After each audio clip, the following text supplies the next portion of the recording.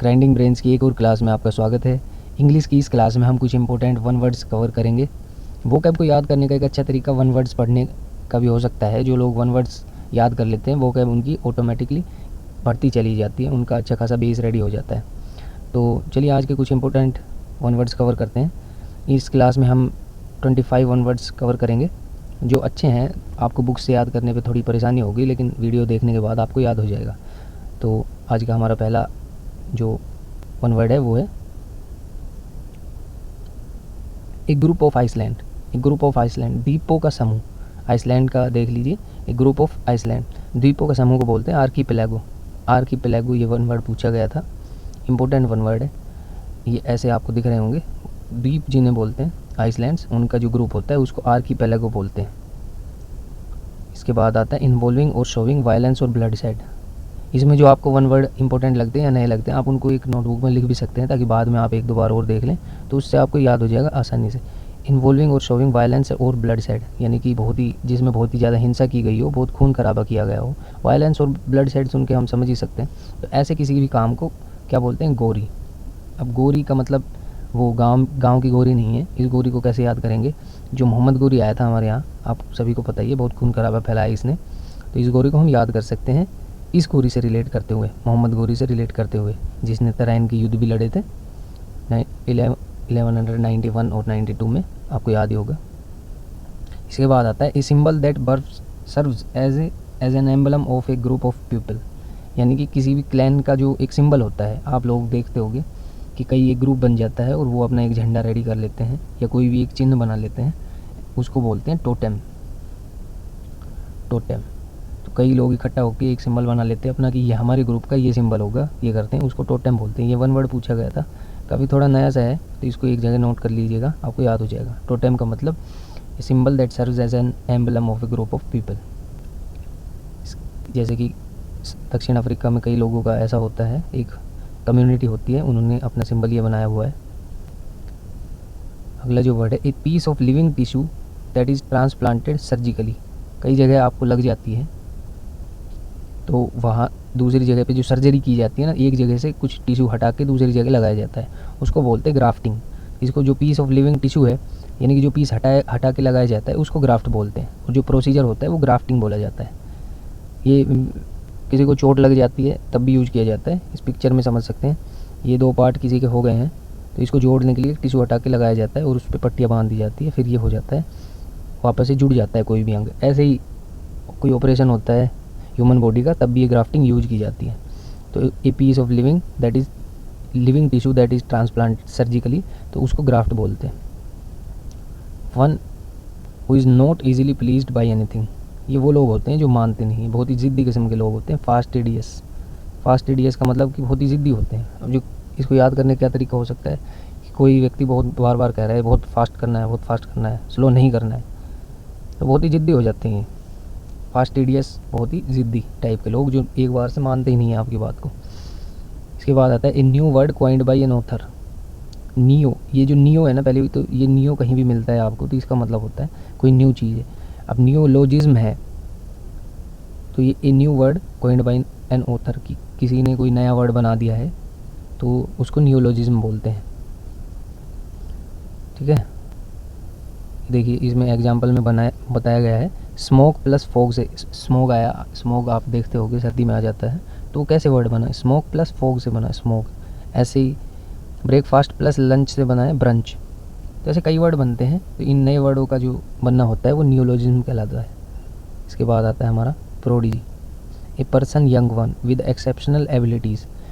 ये कुछ ऐसे जिन्हें कहते हैं किशोर अवस्था में या कुछ नए से बच्चे जो बहुत ही एक्सेप्शनल एबिलिटीज़ रखते हैं, बहुत ही इंटेलिजेंट हो सकते हैं या बहुत ही अच्छा खेलते हैं, बहुत ही टैलेंटेड लोग होते हैं। तो आप भी ऐसे हैं, तो प्रोडिजी को याद करने का क्या तरीका है? कोई बच्चा किसी का प्रोडिजी होता है तो उस पर प्राउड कर पाते हैं उसके घर वाले या कोई भी जो है। तो अगर आप लोग भी प्रोडिजी बनेंगे तो आप इसे प्राउड करेंगे, ऐसा करके याद कर सकते हैं। Irresistible craving for alcohol. Irresistible craving for alcoholic, इसका मतलब है कि कोई व्यक्ति अपने आप को रोक ही नहीं पा रहा है, उसे शराब नहीं पीना है। ये शराब के आदी हो चुके लोग रहते हैं, इनको जो हो जाता है, मतलब इनकी जो बीमारी बोल सकते हैं इसको, ये हो जाती है डिप्सोमैनिया। डिप्सोमैनिया का मतलब है शराब के लिए बहुत ही पागलपन की, ये इसको चाहे कितना ही बांध लो चाहे रोक लो, लेकिन ये तो शराब पीता ही पीता है। जैसे कि इसमें दिखाया गया है पिक्चर में, इसको हथकड़ियों से या जो भी है बांधा गया है इसको, लेकिन फिर भी ये अपने आप को रोक नहीं पा रहा है, शराब तो ये पीता ही है। तो डिप्सोमैनिया मतलब डिप कर करके शराब पी ही जाता है, मानता नहीं है, ऐसा करके याद कर सकते हैं। परटेनिंग टू वेस्ट ऑक्सीडेंटल, जो यूरोपियन देशों से कोई चीज़ है या अमेरिका से कोई चीज़ है या आदमी है या कुछ भी है तो उन्हें ऑक्सीडेंटल बोला जाता है। एक्सीडेंटल नहीं, ये ऑक्सीडेंटल है, इसको ध्यान से देखिएगा। ये वन वर्ड पूछा गया था एसएससी में। बेसिकली ये जो वेस्ट के जो देश हैं इसमें यूरोप भी शामिल है, तो ये इन देशों से रिलेटेड कोई भी चीज़ ऑक्सीडेंटल कहलाएगी। और ऐसे ही जब हम पूर्वी देशों की बात करेंगे, जब ईस्टर्न कंट्रीज़ की बात आएगी, ये वेस्टर्न कंट्रीज़ की बात है तो ऑक्सीडेंटल बोला जाता है। जब ईस्टर्न कंट्रीज़ की बात आएगी, pertaining to the east, oriental बोला जाएगा उसको। तो कोई भी पूर्वी चीज़ होती है, ईस्टर्न कंट्रीज से रिलेटेड कोई चीज़ होती है, उसको ओरिएंटल बोलते हैं।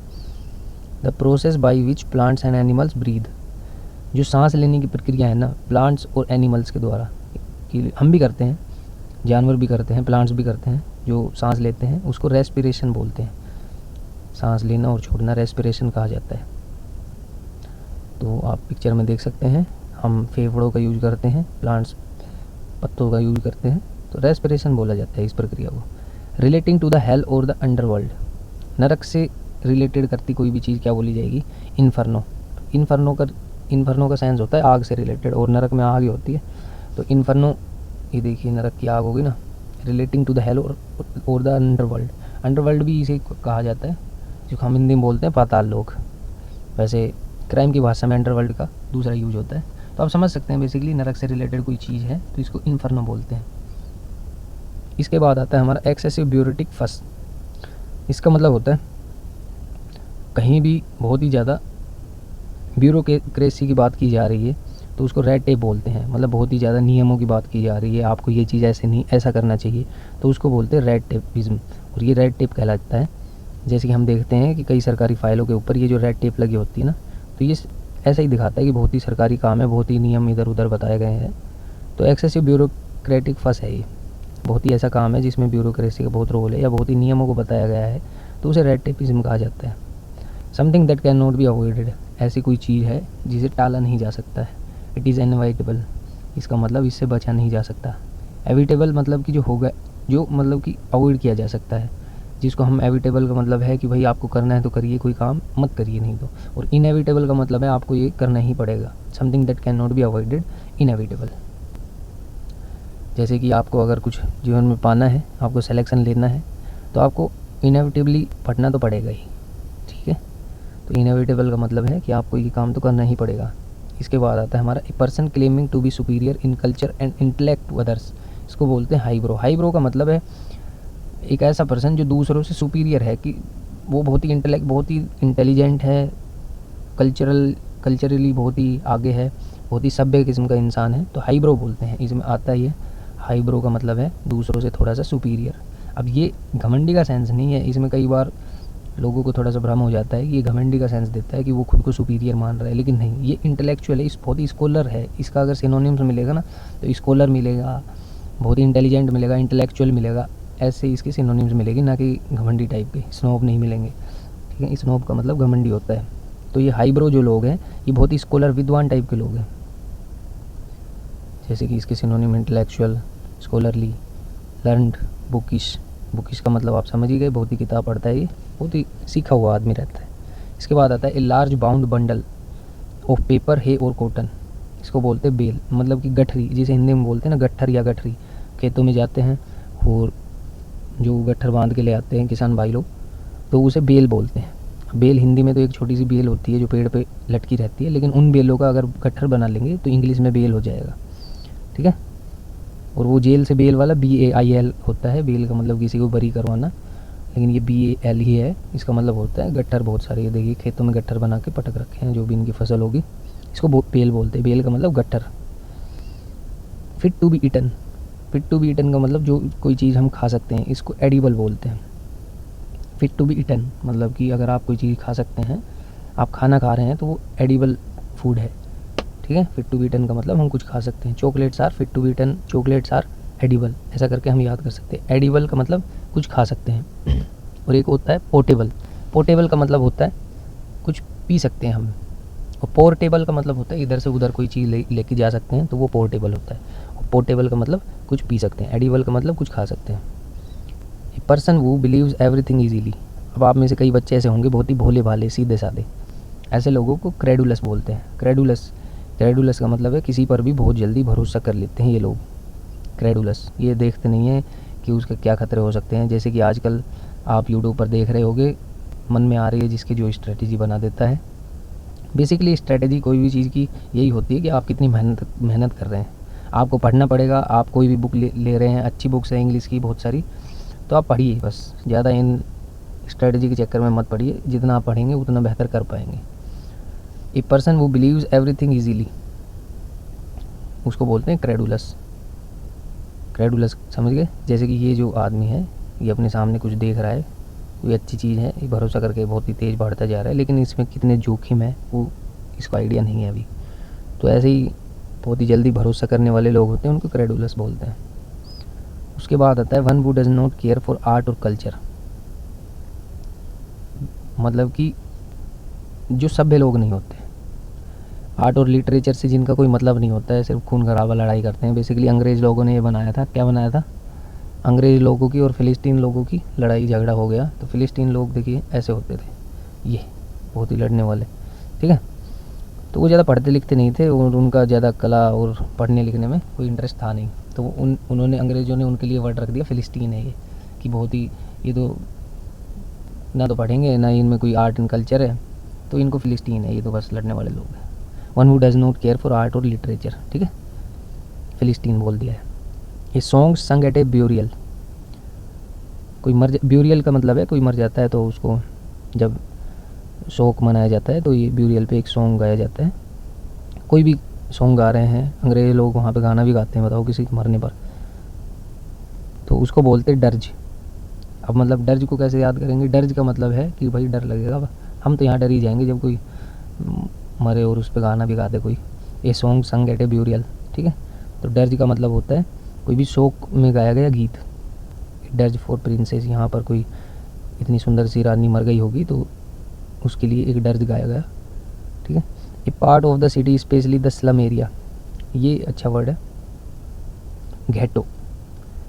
ए part of the city specially the slum area, शहर में कोई ऐसी जगह होती है जहाँ पर बहुत ही स्लम एरिया का मतलब है बहुत ही बस्ती समझते हैं, गरीब लोग रह रहे हैं वहाँ, वो बस्ती वाला एरिया एक सिटी का एक पार्ट होता है। सिटी में तो अमीर लोग रहते हैं, उसके बाहर एक बस्ती टाइप जो पुराने लोग रहते हैं सबको उस बस्ती में भेज दिया जाता है, तो उसको घेटो बोलते हैं। घेटो कैसे याद कर सकते हैं? घाटा हो गया तो घेटो में रहना पड़ेगा, मतलब बस्ती में रहना पड़ेगा ना, गरीब बस्ती में रहना पड़ेगा। घाटा हो गया तो पहुँच जाता, तो ऐसे याद कर सकते हैं। या घाटियों में बस्तियाँ बसी रहती है, ऐसा करके याद कर सकते हैं। घेटो का मतलब है एक स्लम एरिया की बस्ती, ठीक है। जैसे कि हम फोटो में देख पा रहे हैं, देखिए यहाँ पे जो है गरीब लोग रहते हैं।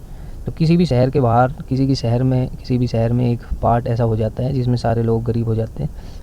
गरीब तो क्या हो जाते हैं, गरीबों को वहाँ बसा दिया जाता है। जैसे दिल्ली है अपनी, वहाँ पे भी एक जगह ऐसी होगी, यहाँ पे मुंबई है तो वहाँ पे भी एक जगह ऐसी होगी जहाँ पे बस गरीबों की बस्ती होती है, उसे घेटो बोलते हैं।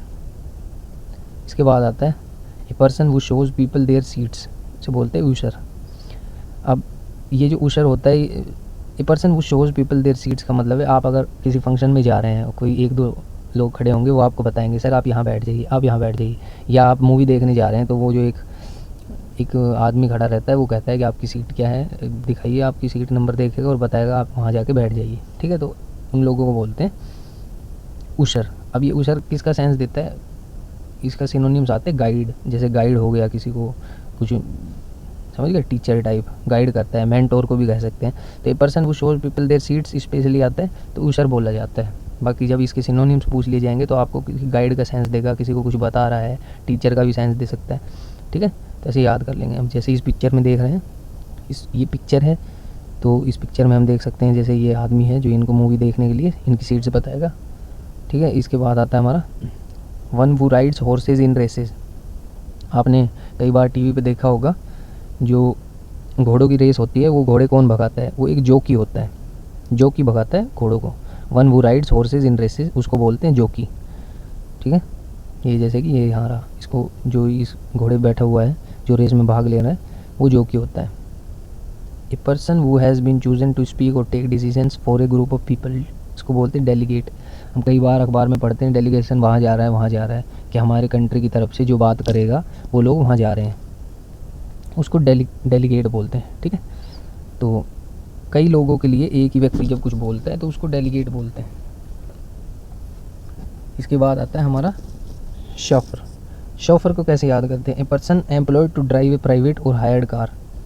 ठीक है, कोई व्यक्ति जब हम उसको ड्राइवर लगाते हैं ना किसी भी कार को चलाने के लिए, या फिर कोई भी व्हीकल को ड्राइव करने के लिए जब हम किसी पर्सन को हायर करते हैं तो उसे शॉफर बोलते हैं। ठीक है, कैसा होता है ये? जैसे कि इसमें बैठा रहा, ये शॉफर होता है। कई बड़े नेताओं की गाड़ी में भी ड्राइवर होता है तो उसे शॉफर बोलते हैं। ठीक है, a person employed to drive a private or hired car, chauffeur. अभी इसकी स्पेलिंग भी एक इम्पोर्टेंट बात है, इसकी स्पेलिंग को आप नोट कर सकते हैं, पूछी जाती है स्पेलिंग मिस्टेक्स में भी। तो इस क्लास के जो आपको ठीक ठाक वर्ड्स लगे होंगे, आपने इधर उधर ज़्यादा ध्यान नहीं दिया होगा, नए लगे होंगे, उनको आप नोट डाउन कर लीजिएगा और बाद में जब आप पढ़ेंगे तो आपको याद आ जाएगा कि हाँ इसका मतलब क्या है।